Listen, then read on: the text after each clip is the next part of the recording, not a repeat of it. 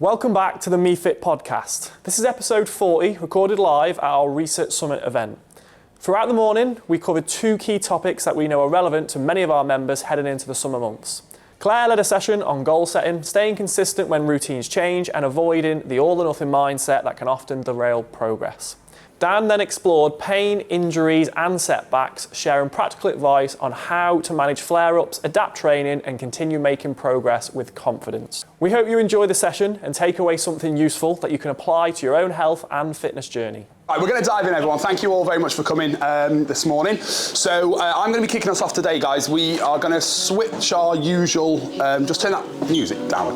Sorry. We're going to switch our usual kind of method. So I'm going to go first with a slightly more informative presentation about the pain and the injuries and all of that. And then Claire is going to do afterwards, which is a bit more about sort of like what you might be using the booklets for. Based on our last summit, we have just gone with blank pages in the booklet because that was the feedback we had, which was easier than having different boxes for different sections and stuff. So that's why we've done that. Is everyone happy with the temperature and stuff in here? We're warm enough, cool enough? Everyone happy? Yeah?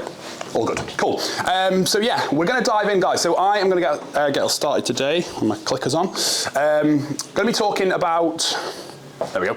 Understanding and managing pain and injuries. So this is quite an area of that I enjoy talking about. So I'm going to do my best to not go too far over my allotted time.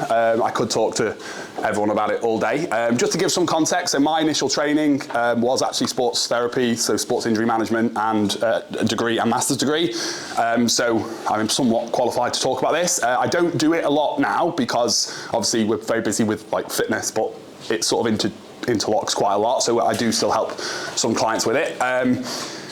This presentation, what I'm going to sort of share with you all, it does go against what a lot of people think about when they think about pain and injuries, and I do think, I know there's a few people who are involved in medicine in the room in different contexts. Like, I'm sure you'll all agree, there's often quite a delay between like what the science says and what the lay public know, and that delay can be as long as like 20 years.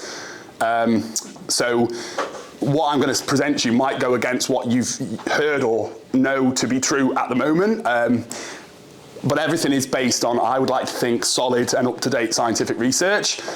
If I'm going to give you my opinion on something, I will say it's my opinion, but if it's not that, it is what does the evidence currently tell us about the sort of topics and the areas of this that I'm going to talk to you all about.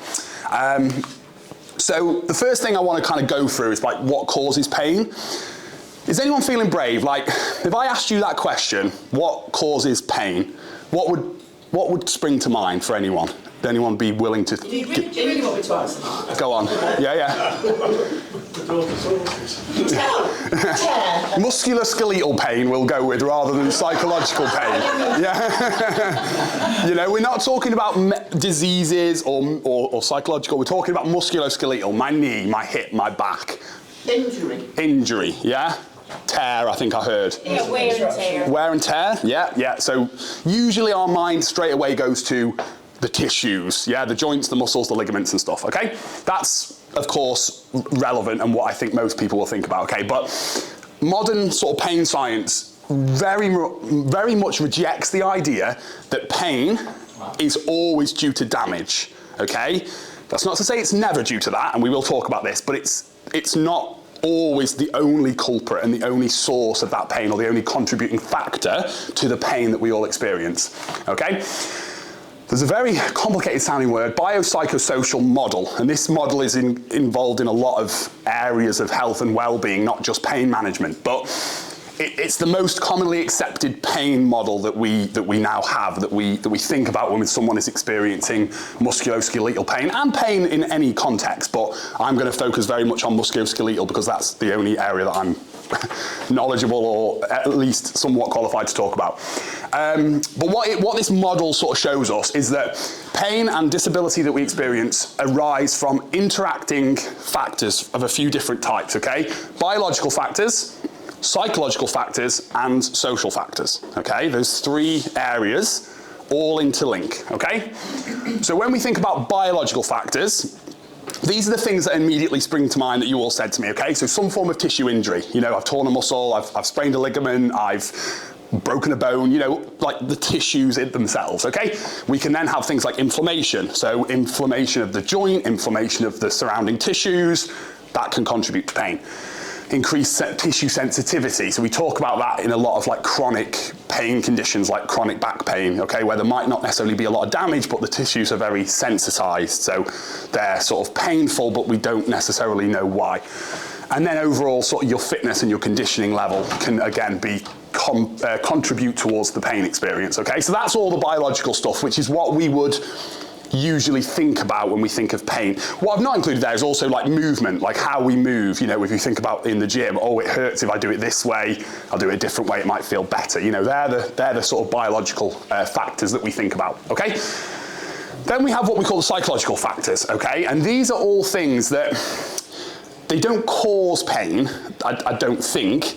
They can cause pain in and of themselves, but they can contribute towards the pain experience that someone has, okay? So things like stress levels has been very, very highly linked to pain. Fear of pain and fear avoidance. So fear avoidance is you've injured your back, for example, and you now don't want to pick up a pen off the floor by doing this because you're worried about hurting your back, okay? We call that fear avoidance. So people will then go like this. And they'll bet, you know, because they don't want to flex, because they think flexion is bad, okay? Or that's how they injured their back, so they don't want to do it again, okay? We call that fear avoidance, and that has been, again, strongly linked with people's pain. Anxiety, whether that's anxiety about the injury specifically, or just general anxiety about the world and health and well-being and lots of different things. Previous experiences of pain and injury. So if you've had a significant injury that's caused a lot of problems in the past, you might be more likely to then think that your new injury is going to be the same, so that can contribute. Expectations around healing, around the prognosis and things like that, and catastrophizing. I always struggle with that word, catastrophizing. So catastrophizing is basically what a lot of us do, I certainly do it, is where you think worst case scenario. Like you've got a bit of a knee pain and you think I've got a really bad knee, it's really bad, or my back's hurting a little bit and you're like, oh, is it going to kind of lead me to a wheelchair? Like that's what a lot of people will do. They call that catastrophizing. Again, that can be contributing towards people's pain. And then we've also got things like social factors. So sleep quality, work stresses, socioeconomic status, all these things are linked, okay? Now, this is just it's not the best picture, but it's just one that I pulled from a study that talks about this. So they're the three things: biological, psychological, social, and they all interlink here in the middle, and it sort of, that's what someone then experiences is the pain, okay? Now, certain injuries are going to be more biological in their nature. So if you walk out of here, and I hope no one does this, but you fell down the stairs, there's not really a lot of psychological or social involvement now. Unless someone pushes you, then it's got a social component, but that's going to be mostly biological, okay? You twist your ankle walking down the road, or you pull a hamstring, or, you know, something like that. Like, that's mostly biological, but the other factors are still relevant, but maybe less relevant than like a chronic condition. So if someone's got chronic knee issues due to osteoarthritis or an injury that they suffered when they were a child that's been a problem all their life, like that's probably more, the biology is still important, but the other things are probably more likely to be contributing. Does that all make sense? Yeah. So so pain does not equal damage, okay? Exactly, it's not a one-on-one correlation, okay? You can have significant pain with little to no damage, tissue damage within the body, okay? And I've worked with loads of people over the years who, you know, we're going to talk a lot in a few minutes about like MRI scans and x-rays and stuff, who've got significant pain. Yeah, they go for an MRI or an x-ray or something like that, like some form of assessment, and they don't find anything. And they're like, well, now what do I do? Because I've got a lot of pain, but you're telling me there's nothing wrong. Okay, so that can happen, okay? Or after healing, so you can damage a tissue and have the associated pain, but then 6 months later, that person's still in chronic pain, but the tissue's healed. There's no way it hasn't healed because it's had 6 months to heal, and we know the rates of tissue healing, depending on the severity, but we understand what that should look like. So, but the pain can still be there, okay? So again, that's an example of why it's not just due to the damage, okay? Then, again, this is what we're going to talk about in a minute, is you can have major structural changes within your joints without any pain, okay? And I'm not going to go on about that too much right now because we are going to talk about it in a few minutes. But I think the really, really important thing here, and one of my biggest challenges when I did used to talk to people about this, about chronic pain, and especially like backs and necks are probably the most common area where we talk about this, but knees as well. The last thing I would want anyone to think is that Dan thinks the pain's in my head. Okay, you laugh, but it happens, and it's really bad when it happens because they go away from that meeting with me or any other person, they think I'm nuts. They think I'm making it up. They think whatever, right? I cannot be more clear. That is not the case. We understand that the pain is very real. The pain you experience is very real and potentially debilitating, but it's just acknowledging, if I get to my next point, it's acknowledging that there are multiple factors at play, not just the tissue injury or the tissue damage that you may have suffered. So we're going to talk about scans.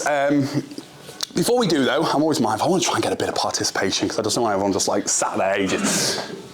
Someone give me some thoughts on common signs of aging. What would you say? Aches and pains. Aches and pains, okay. More frequent visits to the bathroom. Okay, yeah, okay. Incontinence, yeah. Well, no, I didn't say incontinence. Just to be clear. Miles. I'm only kidding. That was the big leap. Yeah. Anything? Sagging skin. Sagging skin, okay, so visual, anything else? Memory loss. Memory loss, okay, yeah. Eyesight, reduction, hearing goes a little bit. Wrinkles, grey hair, yeah. Stiffness, like, okay, so we all accept that there's a lot of things that that happen to us that we can't really help, and they are just normal age-associated changes in our body, yeah? That's what we all accept, okay? So, when we talk about scans, I'm talking about sort of X-rays, MRIs, especially MRIs. What we find is that many of the imaging findings that will get labelled as damage, degenerative changes, wear and tear, okay, they're often the things. If someone has an injury, like a knee or a hip or a back or a shoulder, or, they go to see, they go to a scan, MRI especially, and they come away being told, you've got this, okay? So you've got, who here has had an MRI on their back? Quite a few of us, okay? So you've probably got like a bulging disc at L4, L5, or you've got facet joint degeneration, or you've got disc depression, all these like things, okay? Wear and tear, right? What we really need to make clear, and this is such a frustration of mine, like I can't tell you how many times I've had this conversation with people, what the context is never given to the people who have those scans, and I think this is absolutely terrible, and we'll talk about why in a few minutes, but these things are very, very common in people with no pain, okay? And we know that from a lot of research that's been done, which I'll talk about now, okay? And they increase with prevalence as we age. So just like all those other things we spoke about, they get worse as we get older. Our hair gets more grey, or it falls out more, or we get more wrinkles, and we get worse scaggy skin, and all these things. Like, that gets worse as we get older, okay? And it's the same within our body, okay? And that's what these sort of, I don't know how clear these are, but I'll just try and help you understand them. So I'm not going to say, I didn't make these slides, I nicked them from a guy who, if anyone is interested in this talk after this and would like to see more, a guy called Adam Meekins, the sports physio, he sort of labelled himself as. He's quite a popular, physiotherapist, but's got quite a social profile, does some really, really great content, really, really great person to watch. I listen to a lot of his things and look at it, but he basically made this image, right? So what this study did, so it was a study from 2015, I can't remember exactly how many, it says 3,000 people, 3,100 people, which for scientific studies, that's a lot of people, okay? That's a lot of people. Basically, they were all people with no pain in their back, okay? No pain, no achiness, or, well, they might have had a bit of achiness, but they didn't have a back injury as such, okay? So what we call asymptomatic, no symptoms. And they took them for an MRI scan, and they thought, right, let's have a look at what the spine looks like in a healthy, non-back pain person, basically, okay? And they categorized it into ages, so people in their 20s, and so probably 30s, 40s and 50s, 60s and 70s, and sort of 80s plus, okay? And then the different lines are all different signs that we look out for on an MRI, okay? So the blue line is disc degeneration, so the sort of, the thing in between the vertebra is called your intervertebral disc. Disc degeneration, when that disc starts to wear and it's got like problems with it. I won't go into that too much, but some form of degenerative changes.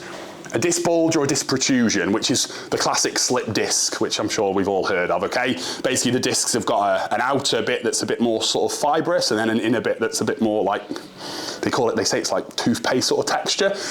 And when that like protrudes or bulges out of the outer, that's what they call a slip disc. But it's usually a bulge or a protrusion, and that's what can compress on the nerve, and that's when some people will get like sciatic type symptoms down their leg or down their arm, is when they've got that like nerve root compression from the disc.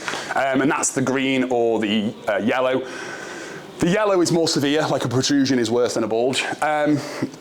Facet joint degeneration is the orange. So the orange, so facet joints, each layer of your spine, it sort of articulates with the vertebra above, and they call them a facet joint.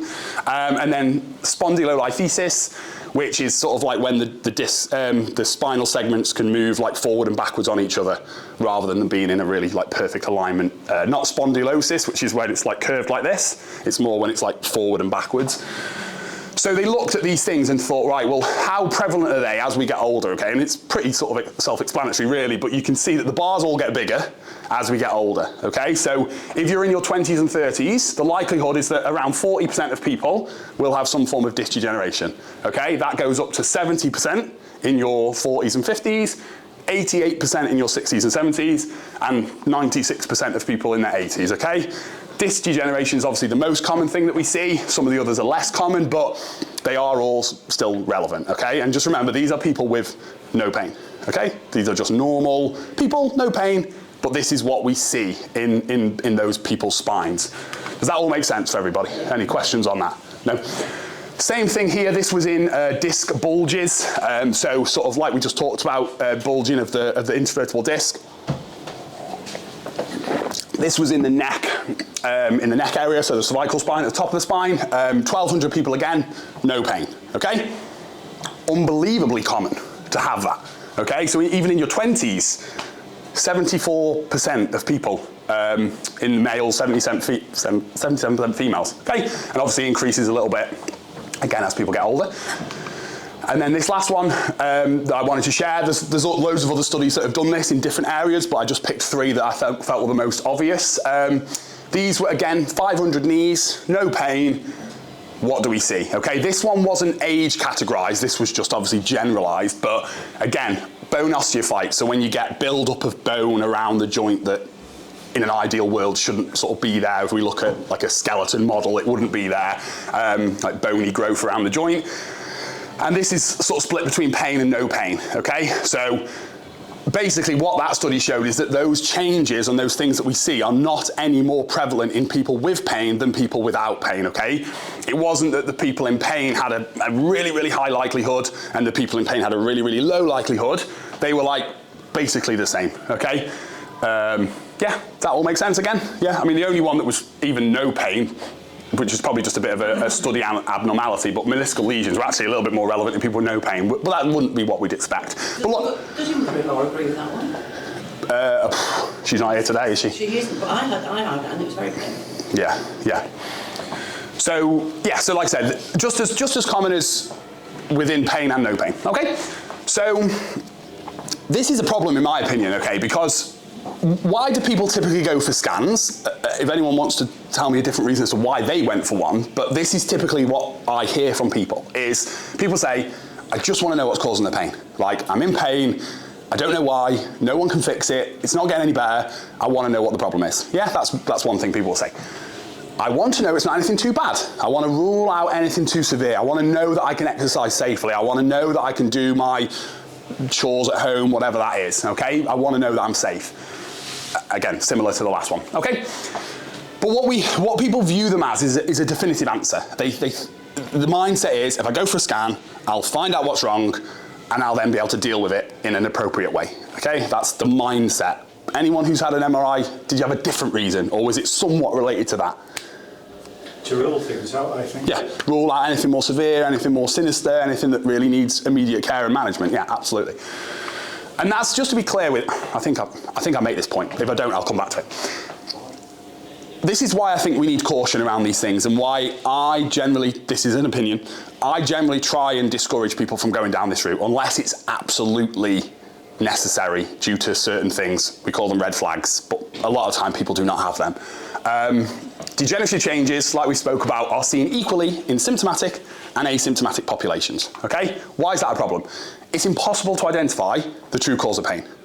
We just can't. We can't find that out. So that definitive answer we do not get, because I'm just mindful I don't want to like repeat what I'm about to put on the screen. That's another thing that's a problem. So in the vast majority of cases, there's no timeline of the changes. So you go for an MRI today, you've got pain today, but you didn't have pain 6 months ago, but we scan you today. How do we know that what we're seeing wasn't there 6 months ago, 12 months ago, even 10 years ago, 20 years, you know what I mean? Like these things could be there for a long, long time. Why are they now suddenly a problem? We can't answer that question from what the scan tells us. And like, go back to the previous one, it's impossible to say, okay, you go for a scan, you've got bulging disc at L2, L3, you've got facet joint degeneration, you've got this, you've got that, you've got that. How do we know what's the problem? Which part of it is the issue? You know, it doesn't answer any of the questions that we want it to answer. Isn't that for the expert to decide? Because a lot of the time. Well, my next point, Mark. The problem with that is there is huge differences in what different radiologists will say that is the problem on the same MRI scan. So you give the same MRI scan of your knee or anyone's knee to 10 different radiologists, and they'll all often say different things. They see different things, especially on the spine, I will say, especially on the spine. Yeah, but we don't necessarily go for scans. We're told to go for a scan. I agree, yeah. So the doctor or whoever knows what's going on in it. It's not necessarily for our own information. I agree. I'm not putting the blame here on the patient. I'm putting the blame on the medical professional for sending people down that path. I think that there's a slide about that in a second. But what I find really more scary about this is when we go down this path and we get to the point of surgery, which is where it often leads, there's huge discrepancies in what the surgeons even think they should do, okay? So there's one study done in spinal fusion, okay, where we're fusing the spine together. There was only 20% of the patients in that study, and I can't remember exactly how many there was, only 20% of them did all the surgeons they spoke to agree that that person should have spinal surgery, for only 20% of the people. The other 80% of the people, some were saying, yes, let's do it, some were saying, no, let's not do it. In other studies, it's like, yeah, let's do this, let's do that, let's do this, let's do that. Look at the draw. Which surgeons do you get given to? What do they like to do? What's their preference? What's their main knowledge about in terms of management? So that is the problem. This is particularly relevant at the back, I will say. The knee is less, this happens a bit less at the knee, I will say that. The spine is more uncertain, let's say, as to what's the most appropriate form of management. But in my thoughts, like the spine is like the last area you'd want operated on, in my opinion. Like that can be really quite serious. So the fact that there's so much discrepancy and disagreement as to what's the best course of action with this information that we've gained, I struggle to see how that's the right thing for us to do in a lot of cases. But this is why I feel that going down this path can be really problematic, because what often happens is we're misrepresenting age-related findings as pathology, okay? So people who have a knee issue, like I said, it's hard to know whether it's due to exactly what we're finding, but then what happens is we then pathologize, thank you, the issue that we're seeing, which could just be natural wear and tear and natural, I don't even like that term, I don't know why I said it, natural changes associated with aging, but then we turn it into a pathology. So in that patient's head, it becomes something that it might not be, if you're with me. And what that's been shown to lead to is a lot of issues, okay? Increased fear of movement. If you go to the MRI, I get an MRI scan back and you've got all these issues with your spine or your knee, you've got bone osteophyte formation, you've got ligament tear, you've got meniscus tear, you've got all these like really scary sounding things. It's going to increase your fear of movement. Like you're not going to want to move it as much because you're being told that it's wrecked, is how it's perceived, okay? It then leads to reduced physical activity because people are scared to move. It lowers confidence in non-surgical care. So people who go down that path and they find all these things and they tell them this is what's wrong without the context of this is probably quite normal for your age and may or may not be causing your pain, those people are going to be less likely to want to go down the conservative management route, i.e. fitness, strength, what's that, sorry? Chiropractor? Maybe, I don't know. I don't know but what we know is that the confidence is lower in non-surgical care, whether that is chiropractic care, osteopathic care, physiotherapy care, whatever, like any form of non-surgical care, the confidence is reduced because they think they're broken and they need fixing, is basically why I would imagine. Prolonged disability, so people who have MRI scans and X-rays and all this like more advanced sort of assessment protocols tend to have worse outcomes. That's what the research shows us. They don't fare better, they fare worse, typically. Can lead to withdrawal from valued life activities, which links with the first bit. Impairs general health outcomes. Again, if we're scared to move and we're reducing our physical activity, it's probably going to have a knock-on effect on our overall health and well-being. And it increased costs, time off work, surgical interventions, obviously, further imaging. So this is why I'm really reluctant for people to go down that route in a lot of cases. Not all cases, Marn. I know you've been down this path, so it can be, I get that it can be sort of difficult to kind of understand where I'm trying to come from, but I'm not trying to say that we should never have surgery or no one should ever have surgery. That's not it. It's just that in a lot of cases, we're getting sent down that path that it's so difficult to know whether we're even doing the right thing. I know loads of people who've gone down the route of knee replacement, knee arthroscopy, which is like the classic like clear out of the knee joint, for example, and they're no better for it. Their pain isn't better. Sometimes it is, but sometimes it isn't, and that's obviously a problem. Does that make sense? Yeah. And one thing that's I've not talked about too much. No, I'll talk about it now actually. So we've also heard of the placebo effect. We all know the placebo effect, yeah? So you've got a headache, I give you a sugar pill, you think it's paracetamol, your headache gets a bit better, okay? Because you think you've had paracetamol. That's a really basic example of the placebo effect. But it's very powerful. The placebo effect is unbelievably powerful. I can't explain what the research shows as to how powerful it can be. And if any of you heard of the term knee arthroscopy, which is, like I said, it's like the knee joint clear out, people will say, I'm going in for my knee to be cleared out. They get rid of some meniscus phrase and all this stuff, right? The research shows us that placebo-based arthroscopy surgery, i.e. that person thinks they've had surgery, but they haven't. They've had everything that they think they've had, in terms of a pre-op, in terms of they go to surgery, they get put under general anaesthetic, they get the little holes where they go in, it's like keyhole surgery, like wounds, but the surgeons don't do anything. They just do everything else but the actual wear and tear bit. No difference in the outcomes, honestly. That's what the data shows us. Knee arthroscopy is a placebo. So that shows me that there's times where we're sending people down the route of surgery that they think they've had it, great, my knee's better, but actually it's no different. So there's something else going on there psychologically that gives people confidence that that person has fixed me, which may not be the case. You get tense, which leads to pain, because if you're a tense body, your muscles are tense, there's more likely you'll injure them. So if you're tense all the time, like if you're under that stress and fight or flight mode, if you're stressed and adrenaline's pumping, then that will impact on your ability to relax. But also there's transferred pain as well. So your pain could be somewhere else in the body the way you think it. Like referred pain or which again is so difficult. I mean, phantom limb pain, I don't know if anyone's heard of that before, but you got an amputee who has pain in their foot, it's not even there anymore. It's like there's obviously different things that contribute. So anyway, back to this. So that's the placebo effect, which is, I suppose, a positive benefit in some cases, but do we want to send people down the surgery route with all the risks and things associated with surgery for a placebo? I feel really uncomfortable with that personally. But we do know it's powerful, okay? It can positively impact people.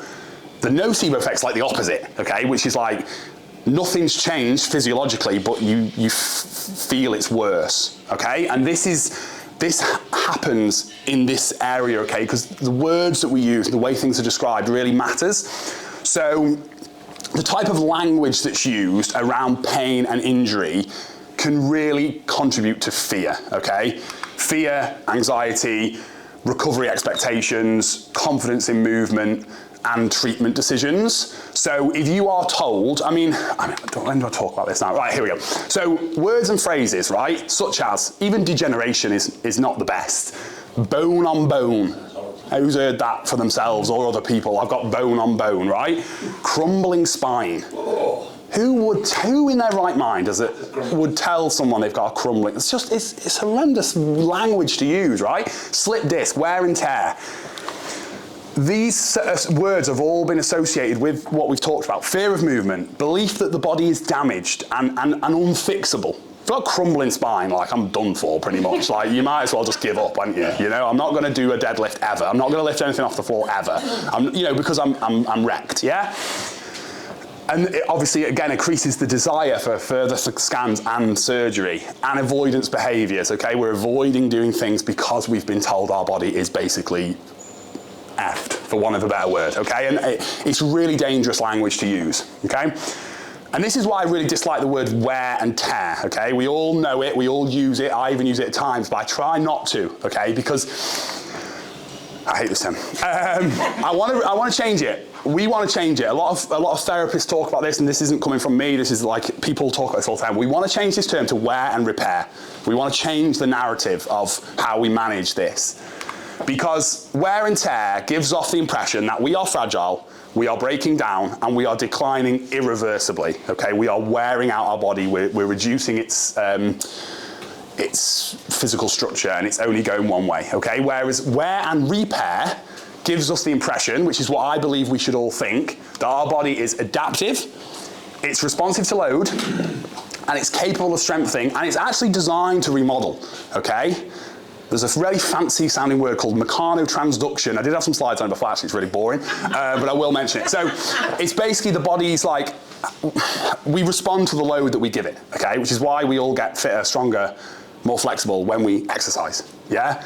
Because our body responds to the stimulus that we're giving it, and it's the same when it comes to joint health, okay? That is what the data shows us. And that we want to try and start thinking about movement actually as being a protective thing rather than a degenerative thing or a dangerous thing or it's contributing towards my lack of physical stability now, you know?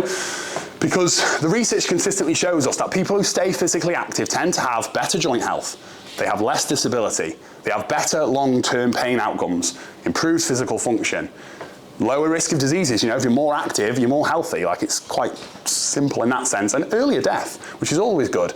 Better mood and mental health, you know. So, you know, we want to try and change this narrative. We want to start thinking of our movement and our exercise as protecting our body. And I know probably everyone in this room sort of agrees with that, but there's probably always that nagging fear of like, am I doing the right thing? And should I be lifting that? Or is my knee really doing well from these, you know, if my knees are hurting on squats, should I be doing them? Things like that. And this is shown, what I've just talked about there, the data's looked at this across loads of different like chronic conditions, osteoarthritis being a very obviously prevalent one for clients we work with and just the general public, chronic back pain issues, even rheumatoid arthritis, so a little bit more inflammatory rather than just the joint itself, and fibromyalgia, which, whether everyone's heard of that, basically fibromyalgia is like a chronic pain condition which we don't really understand why. Like, it's more like widespread chronic pain, but there's no real like understanding as to what's actually causing it. That's what they call fibromyalgia. So this is what we hear a lot. I'm mindful of time. This is what we hear a lot, and I hear like people say, I've worn out my body doing XYZ, playing rugby when I was young, running, doing a lot of like manual labor, like whatever, like I've worn myself out over, and this is why I'm now suffering with what I'm suffering with, okay? Which is understandable, it makes sense, the logic is sound, okay? But again, the data and the research that's been done doesn't really support that narrative, okay? What we see is that being active across life, being physically active, using movement as protection, especially at low to moderate intensities, is either joint neutral, i.e. it doesn't make a difference whether you do it or you don't do it, or joint protective, so it actually protects the joints rather than makes them worse, okay? That is what the data shows us for most people, okay? Sedentary living is clearly harmful for joint health and overall health, okay? So again, osteoarthritis studies, you know, you get people on a walking program and even a running program, and their knee, the damage associated in the knee actually improves at any age. I don't think it's studied in 80s, 90s, but in sort of 40s, 50s, 60s, it's, you know, it's looked at, and the knee joint health can improve from, you know, walking / running. problems obviously arise at the very extremes here. So if we are extremely, extremely active, very, very high impact, without recovery, you know, that is obviously going to have an impact on our joint health longer term. I'm not trying to say it wouldn't. But also, that also happens at the low level. And there's probably a big window of positive benefit, whereas the two really extremes are probably not good, if that makes sense. But anywhere in the middle, we're probably either joint neutral or joint positive, if that makes sense, over a long term. And then, you know, for a typical 50+ adult, regular walking, strength training, and other moderate activities are much more likely to protect the joints, improve the joint health, and benefit positively rather than wear them out, okay? And hopefully that's all kind of making sense for us all. It's not working. So just kind of talking about strength training and arthritis a little bit, because obviously arthritis is probably one of the most common things that we deal with here, and why a lot of members who we work with are in pain is it's been diagnosed as osteoarthritis. The research consistently shows that strength training can improve the pain levels that we experience, the physical function, strength and mobility, obviously quality of life, confidence and independence. So you know, all these things, the data supports our use of strength training for osteoarthritis-based symptoms, okay? And this was just a study that I pulled from. I can't remember exactly what that stands for, but the recommendations for physical activity in people with inflammatory arthritis, so more rheumatoid arthritis, and osteoarthritis. It's last year's update on this, which was a big multinational study that was all done to kind of tell us what should we do with these conditions. And then first and main recommendation, we should be promoting physical activity. We should not be advising people, don't do that, don't move your body, rest your joints, all these things that will often get said by your GP or whoever else. That is not the evidence-based recommendation. The evidence-based recommendation is promote physical activity. And that's going to be dependent on the person and their symptoms and their level of fitness, and there's lots of contributing factors as to how they go about that. For some people, it might just be walking a little bit more. For some people, it could be strength training 3 times a week. It depends on the context of the person and where they're at with that change, but it's definitely the main recommendation. So then another question I wanted to just speak about very briefly, okay.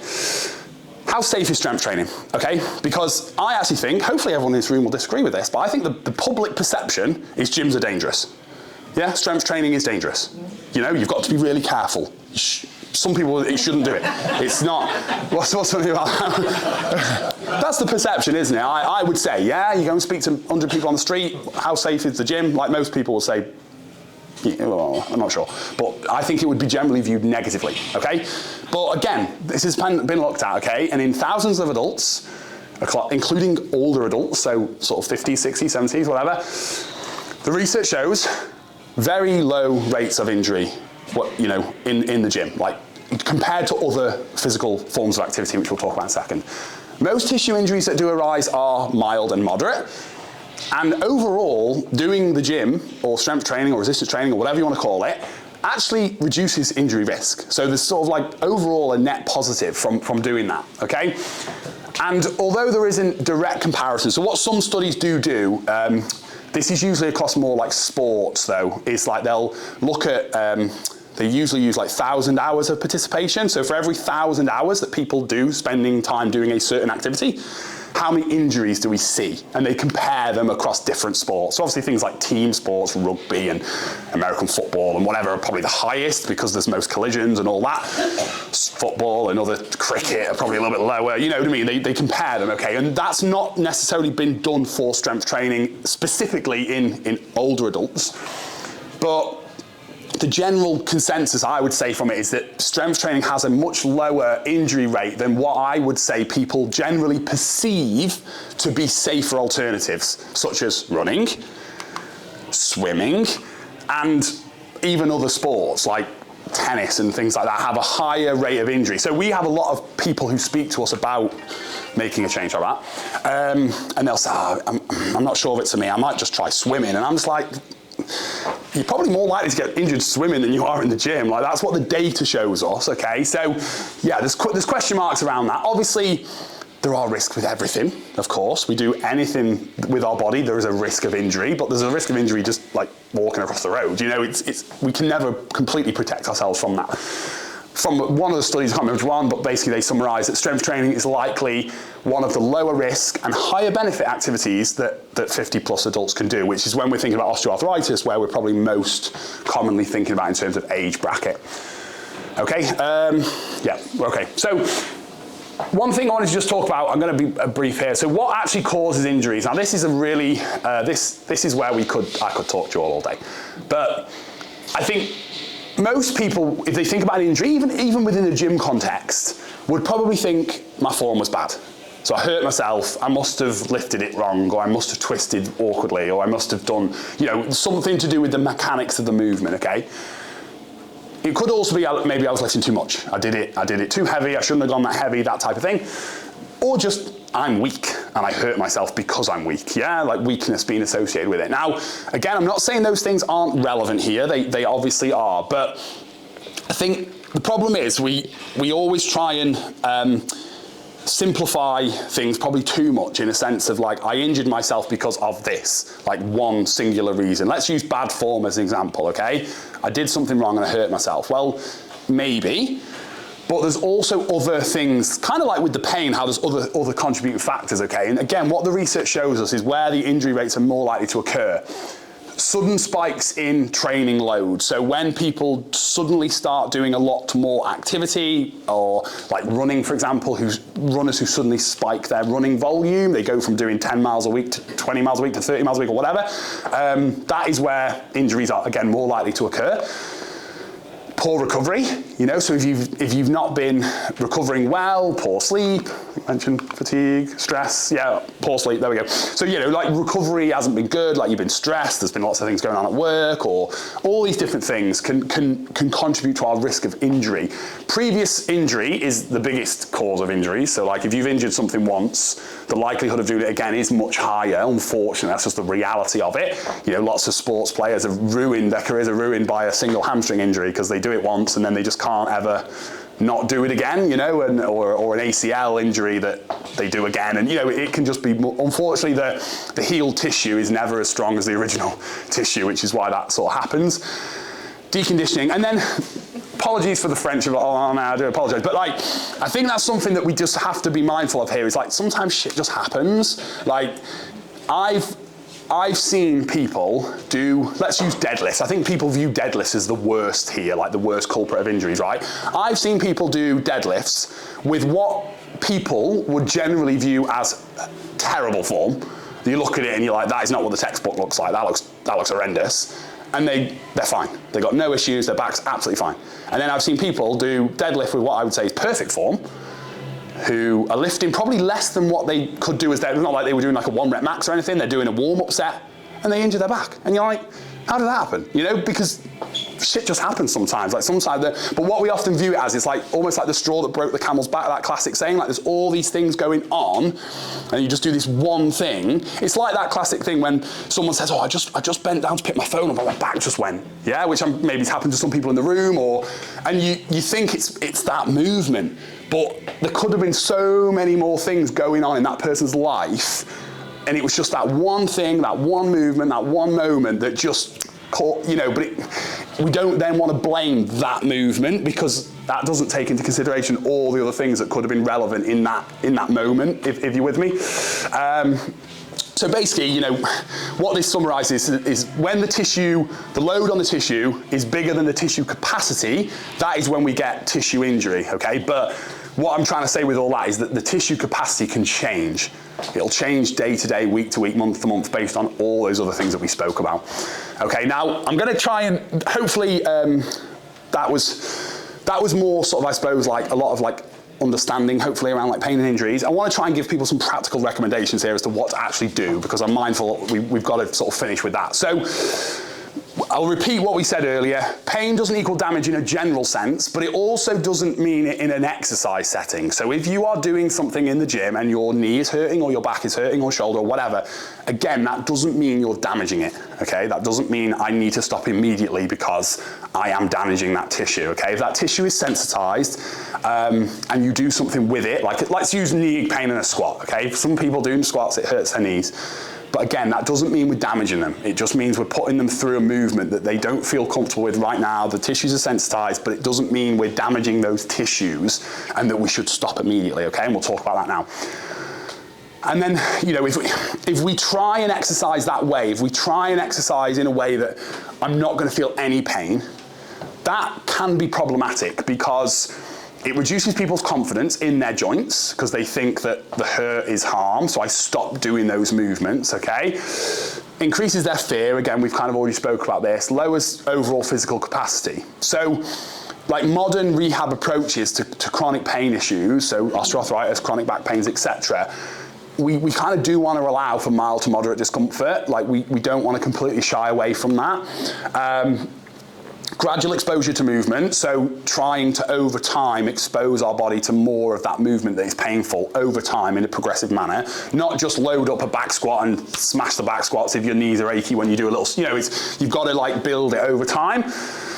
And tolerable pain during exercise is appropriate, okay? And the British Journal of Sports Medicine did a paper on this and they kind of summarised it with this 24-hour rule. They basically used it.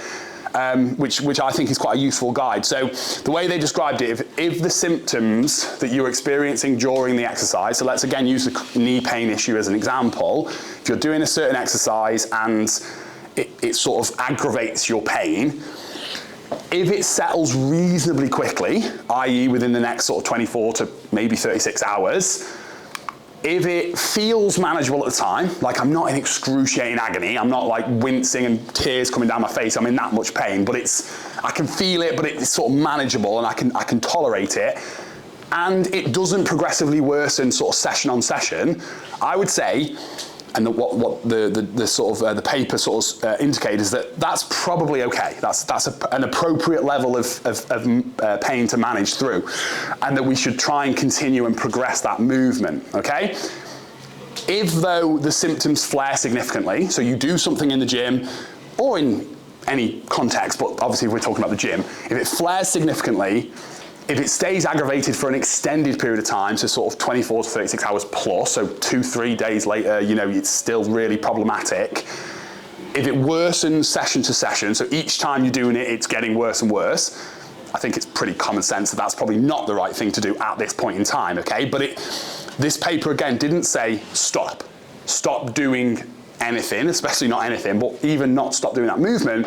Maybe we just need to change the training variables that we're using, okay? So for example, certain training variables we can change, which I'm sure most of you in this room have experienced. Something's a bit achy, something's a bit painful today. We'll reduce certain things that we're doing, okay? One of them could just be simply the load. How much weight were you lifting when you were doing that movement? Maybe let's drop that by 50%. The volume, so volume is the total amount of work that you're doing. So if you did 4 sets of 10, maybe we just do 2 sets of 5. Yeah, so that would be the overall volume. The actual exercise selection, so okay, we were doing a lunge, maybe our knee isn't ready for a lunge yet, maybe we need to do a squat or a leg extension or something, which is typically what we're doing as coaches in pretty much everyone's session, but this is kind of just like the mindset that we'll go through.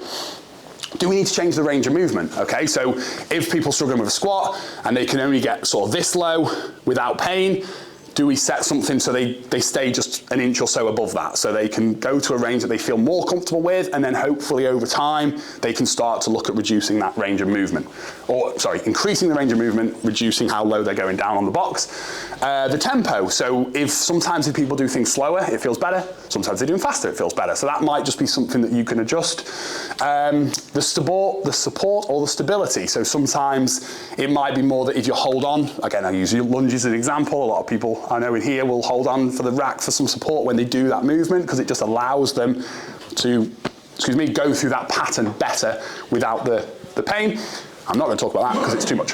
So I think the one thing that I would try and remember with this, whenever you're managing any form of long-term condition, is that pain and improvements that we see are very rarely linear. It's like with training progress, weight loss, anything else associated with health and fitness, everything doesn't go really smoothly. You will have good days. You will have days where you come in and you think my knee feels really good today, or my back, I can do a bit more. Other days, actually it's really painful today. Maybe this isn't the right thing for me to do today, let's tweak it. Bad days, of course. There'll probably be setbacks along the way. Definitely flare-ups. And I think for a lot of people who are suffering from more of a chronic condition, this is something that you've got to kind of just expect.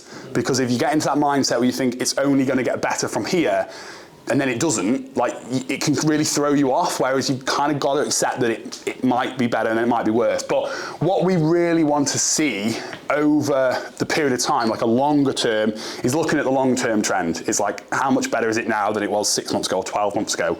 You know, that's the sort of more of an appropriate time frame to maybe think about. And sometimes it's just improved function. So we work with some members, and I've worked with clients over the years who, like, their pain might not change that much, like it might just mostly be the same, but they can do more with it. You know, they've got more function, they've got more ability to do certain things before the pain really causes a problem or becomes really relevant. Increased confidence, we spoke about that, how important that can be, and just overall tolerance to the activities. So that's what I would encourage people to focus on, not complete pain-free movement at every session, because I do think for most people, that is not going to happen, unfortunately. Preaching to the choir a little bit.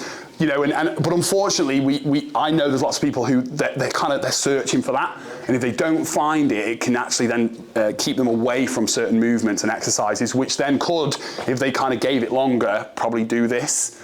But it's just trying to get into that mindset, I suppose. So just as a general summary, when it comes to when it comes to the overall topic we talk about managing and understanding pain and injuries, what the data consistently supports, it supports education, it supports educating people around pain, which is why I've done what I've done today. It's like, it's shown to be really helpful when people understand their pain more, they understand that their body isn't completely wrecked, there is hope, it can help, it can certainly help, okay? It definitely supports physical activity in every single pain context. It definitely supports strength training, which definitely suits my bias. It definitely supports graded exposure to movement and trying to progressively over time expose people to further things. Self-management is really key, and long-term consistency. What is definitely unsupported is complete rest, okay?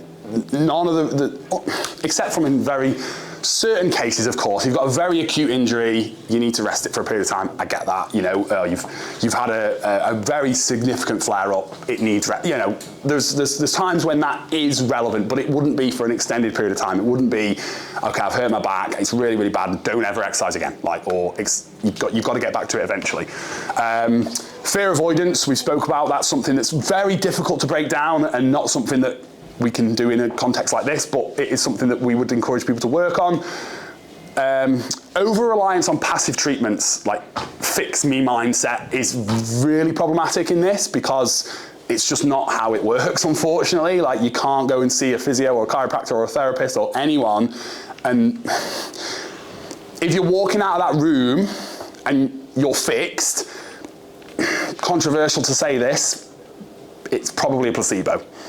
That's what the data shows us, unfortunately, and we can talk about that all day long, but that's unfortunately what the data shows. Like, passive treatments, and when I say passive, I'm talking massage, manipulation, adjustment, whatever people call it, tape, needles, cupping, any of these treatments, like, they are providing a short-term temporary relief and or placebo, which is very difficult. So, yes, that is me done. Hopefully people have found that somewhat helpful. If anyone does have any questions, we are okay for time, so I would happily take one, or if anyone wants to have a chat about anything.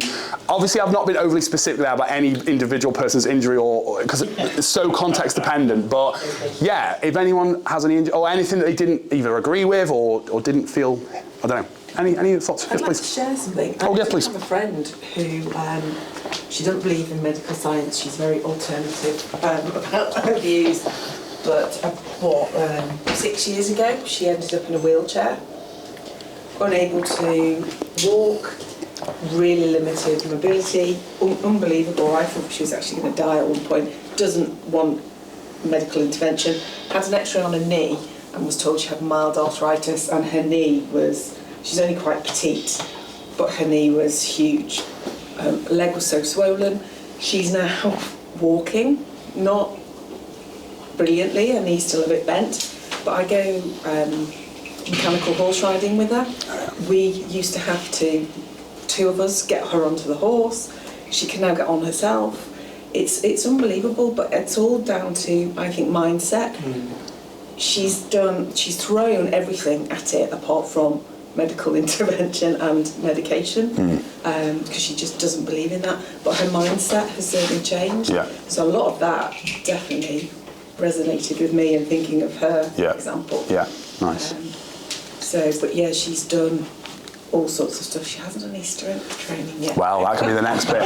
That's like a challenge I've had with this is like when, you know, we talk about the MRI and all that route that we talked about before, like people who've got a knee issue or a back issue or whatever, and then they get sent down that path, but then they've not done anything conservative to try and manage it other than passive interventions. You know, they've not, and we see here, like I know there's a few people in the room whose joints are quite a lot better, significantly better from doing strength, and it's not like we're magic or anything, like we're just giving them what they should probably be doing, which is strength-based training.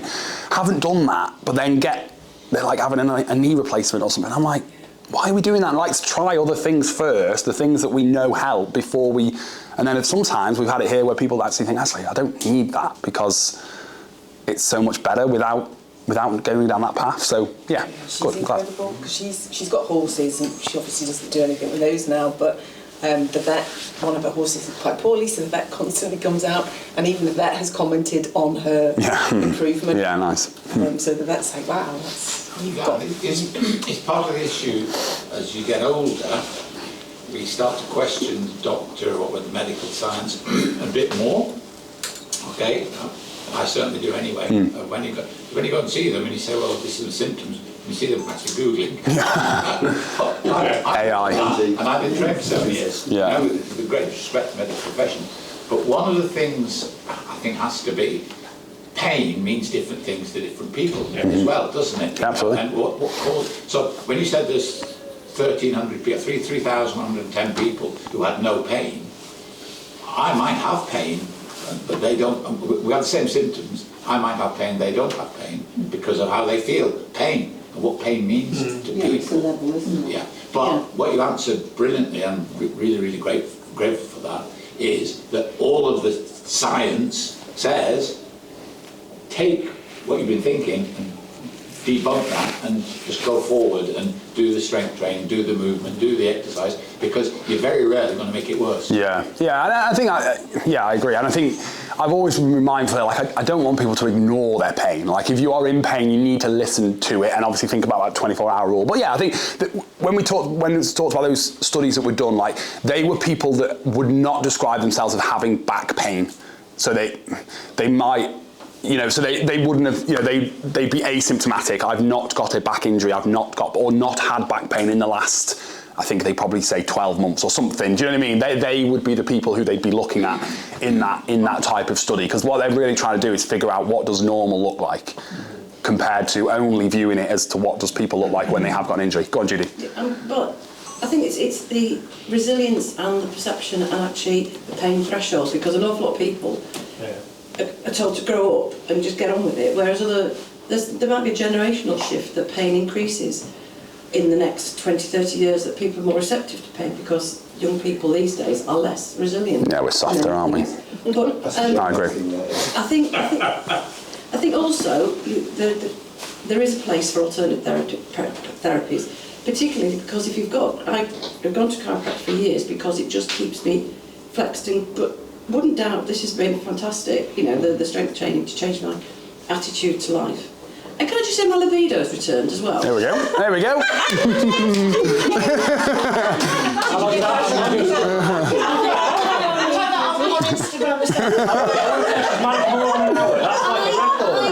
told him that. I've heard that too many times. That's what she says.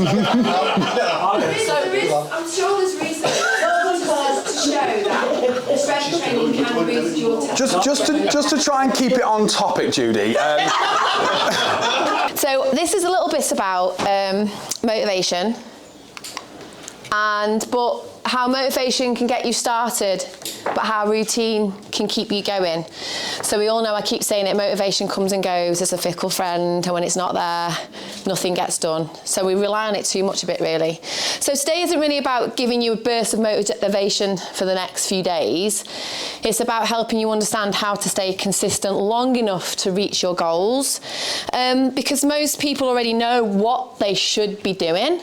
But the difficult part is continuing to do it when life gets stressful, busy, emotional, tiring or unpredictable. So whether your goal is like weight loss or building strength or just improving your fitness and mobility, having more energy and etc. like that, the real magic is basically building it in routines that support you consistently. So today we're going to talk a little bit about goal setting, but not so much like what you need to do, when, by, and all that sort of stuff. It's more about how you're going to do it and how you're going to get to your goals and how to stay motivated but not rely on the motivation, how to build those routines, so and how to create structure basically.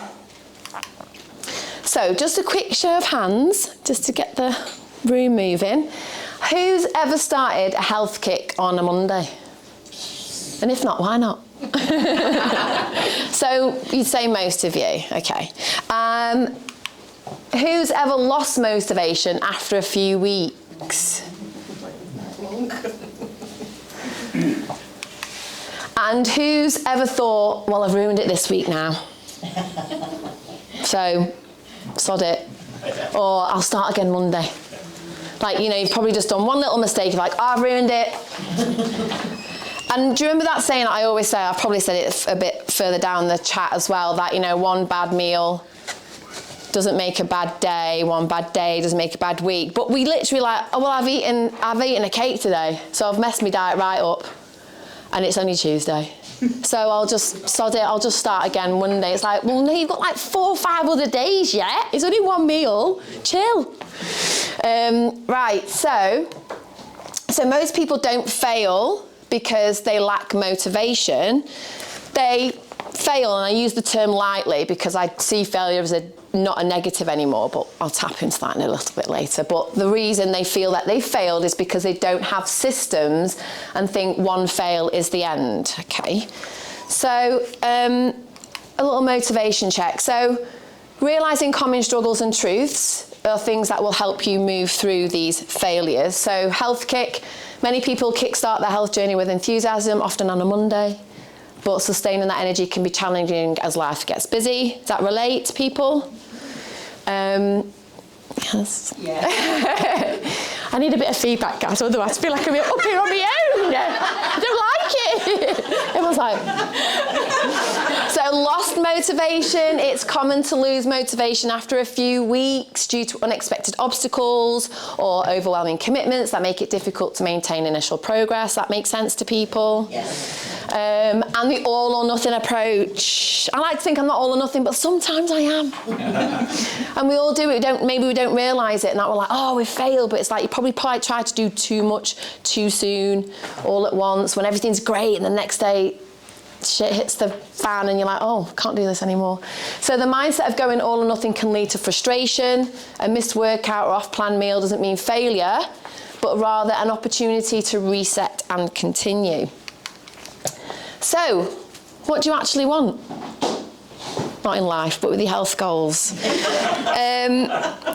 So when people first think about goals, they often think about losing weight, dropping a dress size, getting stronger, getting fitter, toning up, getting healthier. But what actually is that? So most people don't just want the weight loss. They actually want all these other things. Would you agree? Yes. Is there anything else that you think you'd like to add to any of that? Like happiness, I guess, is in there. Feeling better for me is that, but happiness. And then you kind of realise that a lot of people, weight loss is the main goal, but that they feel like when they start feeling all these other things, the weight loss is just a bonus. All these other things become more important. So that's the other thing, is like what's important to you, finding out your why and stuff. I think that when you get to a certain age, to stay independent is very important. Yeah. Oh, I didn't put that in there, did I? But oh, I did. Oh, that's good. Yeah. Doing better than I thought. Great. Well, if Judy was here, she'd say libido, wouldn't she? Yeah, libido. I mean, do you know what? It's right though. It's right though. Thanks, Judy. She just drops that bombshell and leaves. And then points at me like, "Want me to talk about libido?" I'm not a sex health educator. It's covered in more energy. Yeah. Yes. Yes. Right. You and Judy should go for a chat. Yeah. So yeah, more than weight. Health is connected to something. Right, am I going to have to split you up? So yeah, health is connected to something more meaningful. So energy allows you to engage in activities, enjoy your life, and maintain a vibrant lifestyle. Boosting energy levels enhances productivity and overall well-being. We've got the confidence. We all know how that can boost when you start doing new routines. So more confidence improves self-esteem and encourages social interactions. Feeling good about your body helps you approach challenges with a positive mindset and determination. And then obviously we've got the strength. Does that make sense to everybody? Yeah. Good. So why motivation doesn't last? Where am I on this? So motivation is emotional. Routine is reliable. So nobody feels motivated all the time. What things do you think can get in the way? Life, yeah. Yeah, so what kind of things in life would you say that gets in the way? Work. Yeah. Dentist appointments. Pardon? Dentist appointments. Curveball, something that crops up that you weren't expecting. Yeah, exactly. There you go. There's a few. Yeah. Phew, I thought I didn't put that in my notes. So the people who stay consistent rely less on motivation and more on routine, because all these things are always going to get in the way. Always, day to day, week by week, through the summer. We know that people get demotivated around the winter time because it's dark and it's raining and it's miserable and we get more tired, and we are natural. I know we don't hibernate, but we are humans and a bit more like animals than we realise, and we do tend to hibernate a little bit more and do less and be less active. But you know that you need to keep going, otherwise, if you don't use it, you lose it. So we've got to keep going through the winter times, because we start realising when you learn your why and just stick to the routines. Okay, so goals give us direction, but habits and routines are what actually gets us there. So this is something really important to understand, is this. Most people think motivation creates action, but often it's actually the other way around. Action creates motivation. So you go for the walk and you feel better. You go to the gym, then motivation grows again. Waiting to feel motivated before taking action is usually where people stay stuck. So yes, motivation gets you going, but the keeping going, the consistency, is the action, and then the motivation continues. Does that make sense to people? Good, you're all nodding, so that feels all right. Right, where am I on here? So yeah, the all or nothing trap. Does anybody do this, or the all or nothing? Does everybody go all in, stop everything, and then something trips you up and you're like, oh, I can't do that, and then, yeah, not anymore, good. We did it when we first joined, maybe. Yeah. All or nothing. Yeah. You get into the routine, don't you? Yeah. And then what happens when you do all or nothing? When you do the all, what happens? Yeah, you lose the motivation. Yeah. And then pretty much, maybe. or you get injured, or you crash. Yeah. You're like, I can't, or something takes a back seat and actually you didn't really want, you don't see your friends as much, and you're like, well, actually it's important that I see my friends. So then you stop because you want to see your friends, but you need to find that balance in life a bit more. So yeah, missing one gym session is common, but don't let it derail you is the point. Don't let it derail your progress. So focus on returning quickly to maintain your routine and momentum. So you're not starting again, you're just returning. It's all about that language, that more of a positive language. It's actually more about self-compassion and not beating yourself up. Failure is a good thing, like I said the other day on the Instagram. You literally stole all my stuff for this. Well, I've reset it myself. But yeah, failure is feedback. You want to learn from it and adjust and pivot from it. It's not, when we're here and we push to failure, it's a good thing because you're testing where you can push to. You're testing your strength, testing your limits, you're testing your ability, and that's a good thing. So failure is not a bad thing in my eyes personally. If you pivot and change your mindset on it, failure is a good thing because it's just a lesson to figure out, if you fall over, you get back up. It's not about how many times you fall over, it's about how many times you get back up. So off-plan meals, an off-plan meal doesn't mean failure either. It's part of life. Return to your healthy choices. Like I said, not one bad meal does not make a bad week or a bad day. And it's okay, even if you do have a structure, it's okay to be off-plan a little bit, have the odd meal going out. Because otherwise, you know, we are social creatures, social butterflies. So if we're on a strict plan and we don't see our friends or go out for a meal because we can't choose the meal that's in our calories, that's on our plan, and we don't go, then you're almost giving yourself this ultimatum of, well, shall I even be doing this plan if I can't enjoy myself? So consistency is key. So what do you think are the sort of things that throw you off track? Injuries are definitely. Yeah. You know, because it's not just getting back to it, it's when you get back, you can't do what you was doing a month ago. Yeah. And it just demotivates you. Yeah. And it's just being able to sort of get over that and just keep thinking, I want to get back to where I was. Yeah. And I think things like that is, when you've got an injury, for instance, you can't do what you want to do. That's actually one of the biggest things that would derail a lot of people. And that's where you really do have to bring in the mindset shift and think, well, just because I can't do what I did before doesn't mean I can't do anything. Yeah. So doing something is better than nothing. So, you know, I've had a bad injury. I've not been able to do half the stuff I wanted to do. And it got me down, I'm not going to lie. I got really depressed. And I didn't realise that was a thing that was getting me depressed. There was loads of other things going on. And I was just like, I can't, it hurts, I'm in pain, and the pain makes you tired and all that. And I just thought, well, what can I do? I've hurt my knee, I can do other things upper body. So I started, and I wanted to work on my glute strength. So I changed my routine, I changed my style of exercises to accommodate other muscles and worked on something else rather than focus on this one bad thing. And that's the whole point of it. Don't focus on that one thing that you've done wrong, or that one thing that you failed at, that one thing you can't do. Focus on all the other things that you could potentially do as well. So you know how, like Dan was talking about pain, there are lots of other things that you could do around it. You just have to change it and get used to the changes. Does that make sense to people? Good.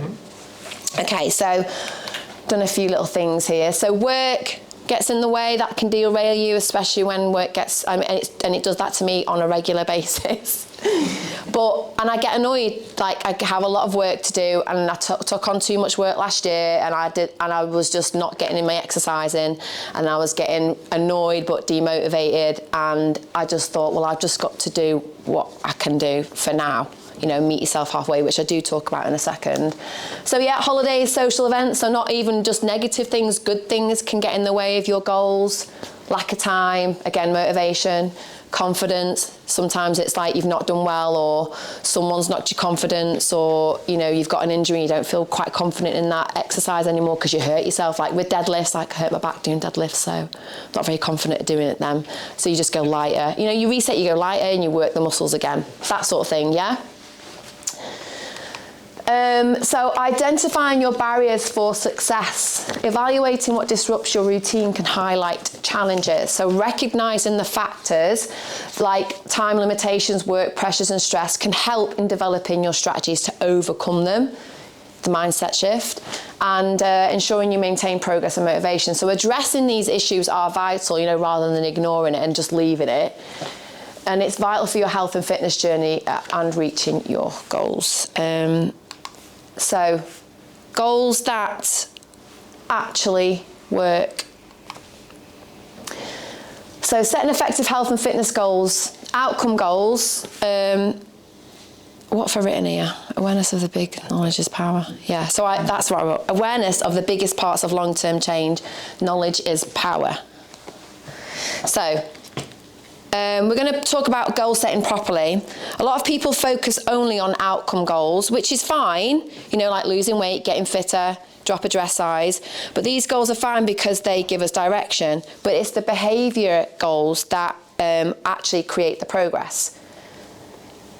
So they resonate with people. Do people understand what behaviour goals sort of things are? Well, we'll talk about it anyway if you don't understand it. So behaviour goals create progress. So losing weight is the goal. Training consistently is the behaviour, yeah? Feeling fitter is the goal. Walking daily is the habit, the behaviour. Feeling more confident is the goal, but repeatedly showing up is the action that can create the confidence. Keeping you up, Dale? Sorry. I'm joking. So instead of asking, what do I want to achieve, also ask yourself, what behaviours would support my goal? So this might look like training twice a week. So yeah, losing weight is the goal, training consistently is the behaviour, feeling fitter is the goal, walking daily is the habit, feeling more confident is the goal, repeatedly showing up creates confidence. So this might look like, I said, eating more protein at each meal, walking more daily, improving your sleep with sleep hygiene habits. If you don't know what that is, I can tell you about that another time. Reducing alcohol by swapping for soft drinks, meal planning. So these are all behavioural things of how you do the goal that you want.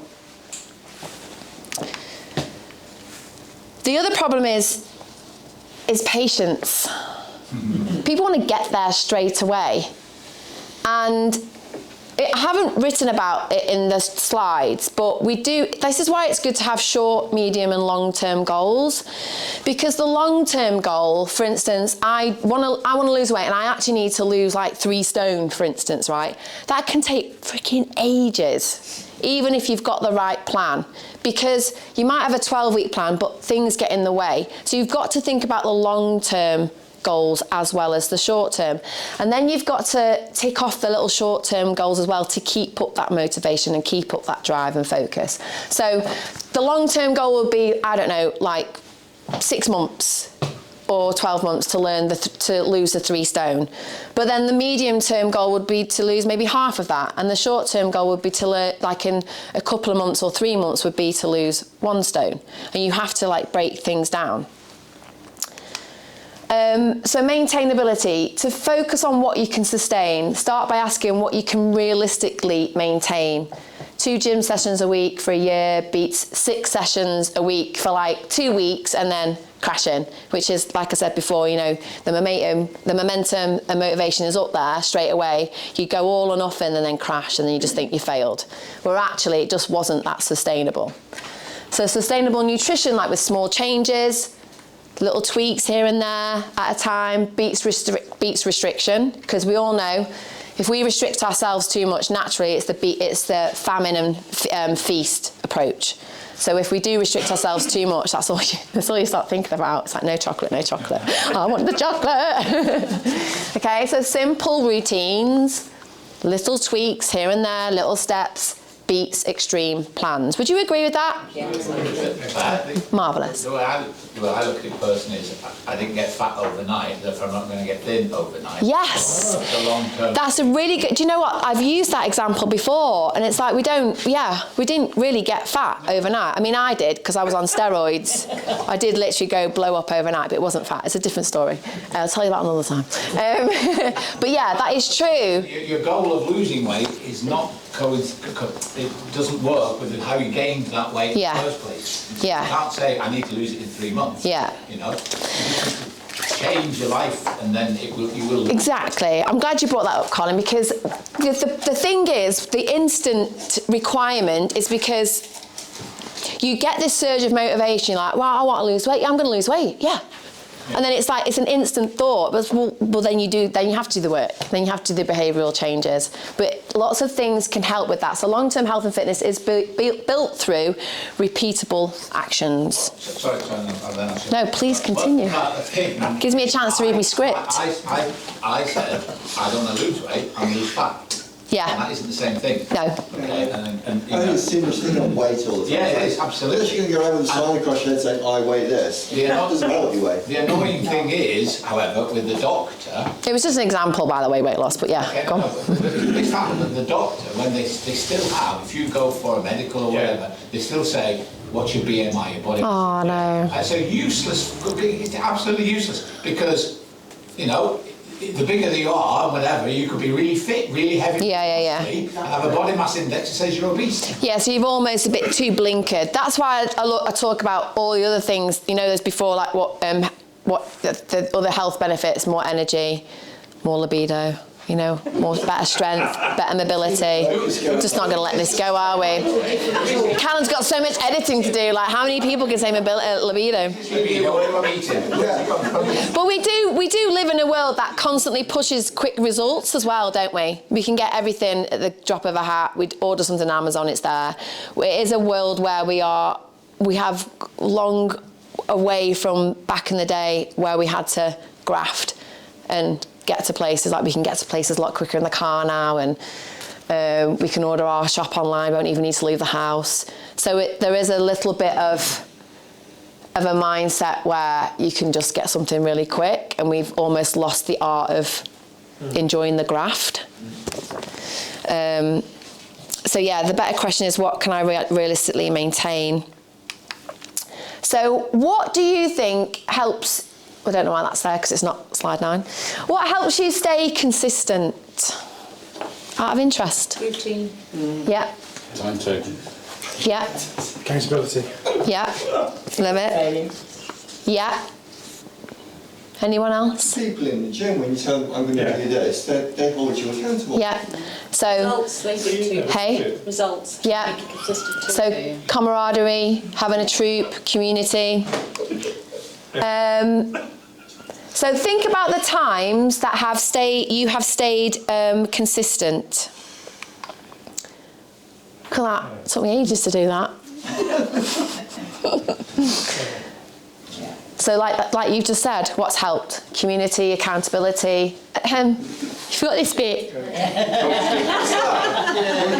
Why that was the first thing you said? God. But yeah. So, like you said, seeing progress, the results, structure, enjoyment. It's probably loads more. And it's personal to you. And they don't always work at the same time. Some of them all work together, then one thing works and the other. Because you can't always rely on your friend or for the support, but you've got other things. So always make sure you have a few to back you up. Plan A, B, C and D and all that jazz.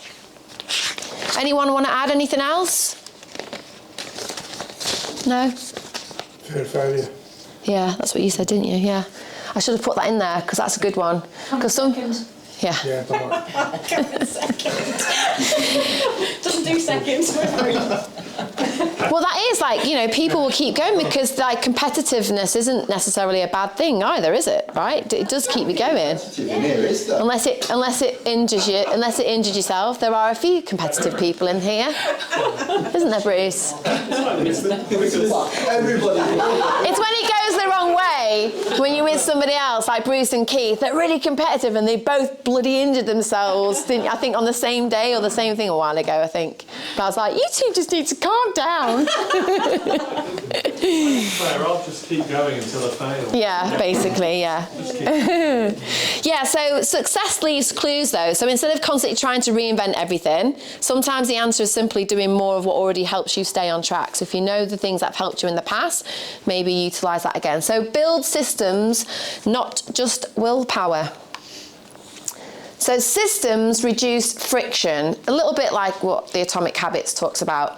So a system could be having the same gym sessions each week, structure, booking your classes in advance, packing your gym, your gym bag the night before. That's what helps me because in the morning I lose my kit and whatever.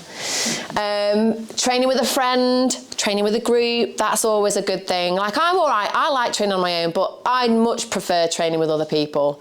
It gets me going. When I've booked into a class, even if I'm absolutely knackered, I'll still go because I'm like, I can't let them down. So sometimes it's not a you thing, it's for the other people. Like a lot of you are here as well, like as parents, you want to be good role models, right? So, good role models for your kids, setting a good example for like your friends. Like I bet some of you have inspired your friends with what you're doing, which is quite a nice thing to do. So following a meal plan, having a walking routine, keeping protein snacks available, a good bedtime routine. Oh God, I should have left that one out. So would you say anything? You'd add anything else to this? Any different? Would those systems sort of resonate with you guys? Anything else I've missed? God, you chatty. So we're going to talk about your minimum standard. I always think of it as like meeting myself halfway. So for my injuries, for instance, I've got a bad knee, I can't run. Well, I can meet myself halfway, but thankfully I can walk or I'll go on the bike. So I can do something, I just can't do the thing that I want to, but doesn't have to derail you, meet yourself halfway. So when things get tough, the life stresses get in the way, work, holidays, what have you, what is the bare minimum that you could do? So on the hard weeks, what is the minimum that you could still do? So for an example, I've put, you can at least do one gym session, or you can just do a 10-minute walk if you haven't got that much time today. Or, you know, you can try and get in 2 walks this week rather than the whole 5, you know, doing the all or nothing, meeting yourself halfway. Making sure you have a little bit of, at least you get some, you're in a rush, but at least you can have 2 eggs on the go. You know, that's some protein, you know. Having a bit more water, making sure you have a glass of water rather than no water. Does that make sense? Yeah. Yeah, so what is the bare minimum you can sort of do to stay on track? You might reach your goals a little bit, it might take a little bit longer, but it doesn't mean you won't get there. Just don't beat yourself up and stop and do nothing is what I think is what I'm trying to imply. So, small habits, small habits, big results. I like this one. So the basics are not flashy, but they work. So walking regularly, strength training, eating enough protein. They're not really difficult things to do, but you know, they can be small little things that you do to reach a bigger outcome. So collectively, small things collectively can create bigger results. Would you agree with that or not? You don't just have to say yes because I'm here. Yeah, so small actions repeated consistently compound over time. And I'm big on that, I think. Like I said, you know, you've got long-term goals, medium-term goals, short-term goals, and it's about the little steps that get you there. You don't have to run up a massive mountain. You can just keep walking and take little steps, and eventually you'll get there. Hang on for that then. I know. So now what are the bare minimums? And we've got a little note, so you could write them down. So when things get in your way, what are the things, bare minimum, wow. What is the bare, say that again. Yeah, thank you. Yeah, so what are the minimum things you could do when life gets in the way? Just write a few little notes down if you want to. You don't have to, but it'd be good if you could. No pressure. Because these are the things that'll help you when life gets busy. So I like to think of when productive Clare is around, I'm aware of what busy, negative Clare is like when she's stressed. So what are the little things I could do to help negative or busy Clare when she's stressed? I feel like I should put some music on or something. Should I put the mobility music on? You're going to sing in your own. I was going to add one thing to your previous slide there. I remember Tommy said it recently. Go on. Like, if you don't lose weight, it's not the end of the world, because like a lot of people don't talk about how if it's not sexy to lose weight, no one ever talks about just maintaining. Yes. We've talked about that a lot, haven't we? It's like, and also, I haven't put it in here either, but I do talk about it. The more you enjoy your journey to the destination isn't the be all and end all.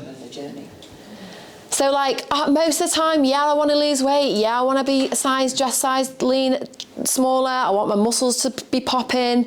But I'll go to the gym. I haven't got a structure at the moment, but I'll still go to the gym because I enjoy it. I enjoy the process. I enjoy how it helps my mental health, and I just feel good, and you know, I'm moving my body, and I'm like, you know, I'm in my 40s now, and I'm thinking weight loss isn't the be all and end all. I just want to make sure that I can still move my body, you know, and weight loss was my only goal ever for years and years. And as much as I might still have weight loss goals, what you said, like it's not, there's no frills to just maintain, but I am literally just maintaining. I am just moving my body. A guy at the gym I know was like, oh, have you got a plan? You on a plan or following a structure? I was like, no. well, what are your goals? I was like, I'm just maintaining. He was like, cool. I was like, yeah, you know what it is. Yeah, I'm just maintaining. But like, it's not fancy, is it? But everyone thinks, and that's the other thing, everyone thinks they've got a goal. They've got to have a goal, but if that's what keeps you motivated, great, but don't let it derail you. Like, it's okay to maintain, and prevention, obviously, as well. As we get older, prevention is better than cure, right? Thanks for that, Callum. Right, so a little bit of a reflection on your consistency plan, not contingency plan, consistency plan. I want you to think about yourself a little bit, and I want you to think, what's your current goal? And I want you to write this down. Just a little bit of an exercise. So what's your current goal?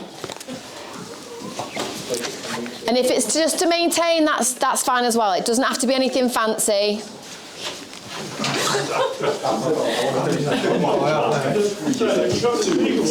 this all making sense to everybody so far? Great. Because I tweaked it late last night, and then I was like, have I done that right?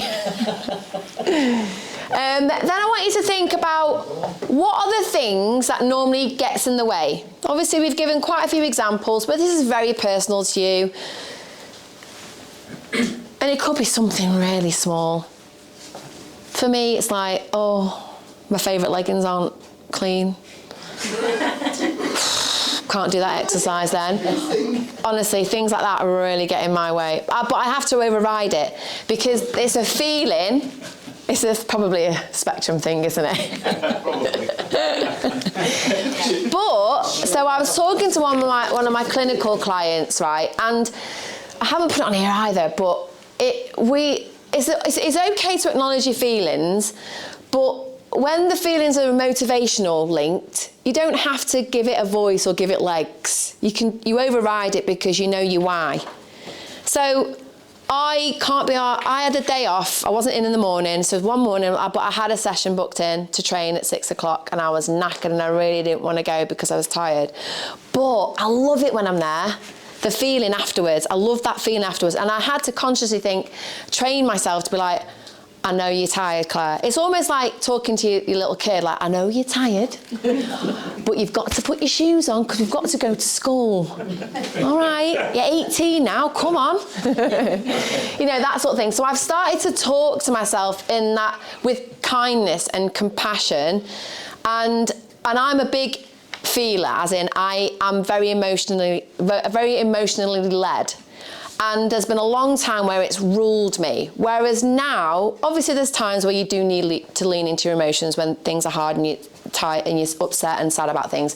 But when it's to do with motivation, it doesn't have to rule you. You can acknowledge it, but knowing your why you're going, who you're doing it for, what you're doing it for, that's what you need to tap into. And 9 times out of 10, you're going to feel happier anyway once you've done it. So you've written down what normally gets in your way, yeah? What about what helps, and then think about the things that help you stay consistent. Is it a person? Is it a routine, like you said? Are there certain people? Is there a group of people? Is it a certain type of classes? Is it your work schedule? Is it support from work? You know, is it like, do you journal? Is it a song that gets you up and going? You know, things like that. So what are the things that help you stay consistent? And then again, that sort of taps into what support or system would help you. And then, once you've written that, think about it. Good, people are writing things down. That's what I want to see. Got to. Yes. Because I'm going to come round and check it all with my red pen. Or a green pen, tick or a cross. Use red. Red's aggressive. Oh, God. Right, yeah, probably. You're right, though, it is. Green pen. What about purple? Can you use purple? Kids use purple. Does she? Oh, well, used to, yeah. Yeah, God. Softer than the Gen X's were. The red pen, it was a ruler around the back of it. How old are you, Dale? So what is that? So just, what's that one habit?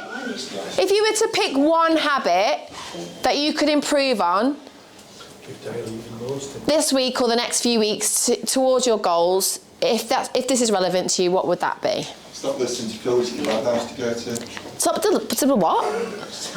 Nothing. Stop listening to what, sorry? Phil, tell me which kebab house to go to. Yeah, yes.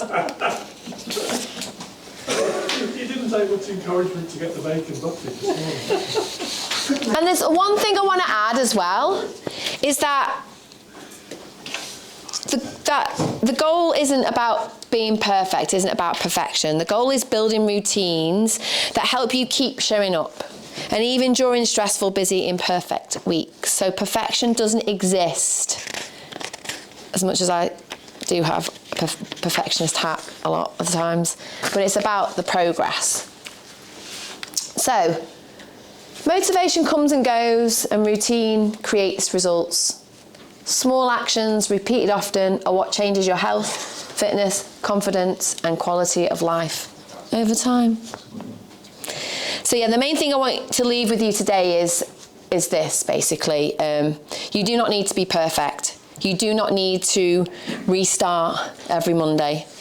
You just need to keep returning, and you need to be kind and compassionate to yourself and find the things that work for you. So because small actions, like we said, repeated often, are what changes your health and fitness and confidence and quality over time. And that's me done. Short and sweet. Thank you. So yeah, I know I'm going to one day try and not read off my script, but I am very passionate about this. And it wasn't as heavy as it was the other time I did it, because there was a lot of information. But hopefully, you know, the habit's about building it, and more than anything, you want to go in with curiosity. So like I said, with failure, it's not a bad. As soon as you flip that mindset and realise failure is not a bad thing. Failure is just practicing getting it right. Yeah. But failure is just something you haven't got to. Yeah, and in the corporate world, I think I've read about the CEOs, apparently in some interviews, what have you failed at this week? And they're like, oh, because if you don't fail, then you're not trying. And if you're not trying, then you're not going to achieve.